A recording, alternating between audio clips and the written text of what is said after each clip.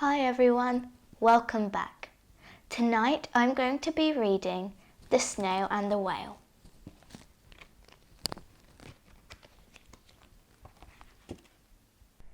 This is a tale of a tiny snail and a great big grey-blue humpback whale.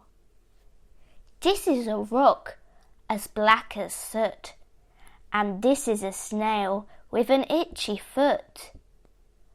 The sea snail slithered all over the rock and gazed at the sea and the ships in the dock. And she gazed, she sniffed and sighed. The sea is deep and the world is wide. How I long to sail, said the tiny snail.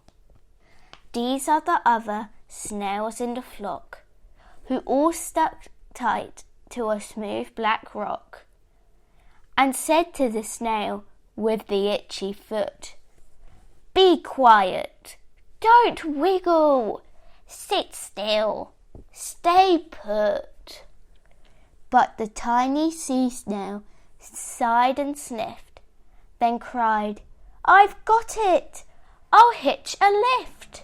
This is the trail of the tiny snail, a silvery trail that looped and curled and said, "Lift wanted around the world."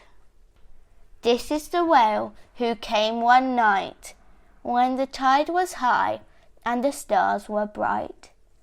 A humpback whale, immensely long, who sang to the snail a wonderful song of shimmering ice and coral caves and shooting stars and enormous waves.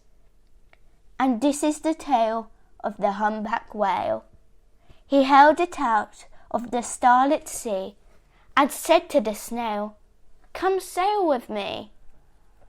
This is the sea, so wild and free, that carried the whale and the snail on his tail to towering icebergs and far-off lands, with fiery mountains and golden sands. These are the waves that arched and crashed, that foamed and frolicked and sprayed and splashed the tiny snail on the tail of the whale. These are the caves beneath the waves, where stripy fish with feathery fins and sharks with hideous toothy grins swam round the whale and the snail on his tail.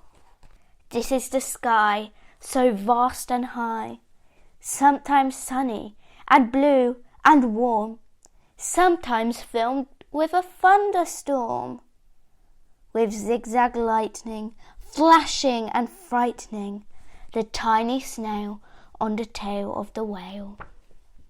As she gazed at the sky, the sea, the land, the waves and the caves and the golden sand, she gazed and gazed, amazed by it all, and she said to the whale, "I feel so small." But then came the day the whale lost his way. These are the speedboats running a race, zigging and zooming all over the place, upsetting the whale with their ear-splitting roar, making him swim too close to the shore. This is the tide slipping away, and this is the whale lying beached in a bay. "Quick, off the sand, back to sea!" cried the snail. "I can't move on land, I'm too big," moaned the whale. The snail felt helpless and terribly small. Then, "I've got it!" she cried, and started to crawl. "I must not fail," said the tiny snail. This is the bell on the school in the bay, ringing the children in from their play. This is the teacher holding her chalk, telling the class, "Sit straight, don't talk." This is the board as black as soot, and this is the snail with the itchy foot. "A snail, a snail!" The teacher turns pale. "Look," said the children. "It's leaving a trail." This is the trail of the tiny snail, a silvery trail saying, "Save the whale!"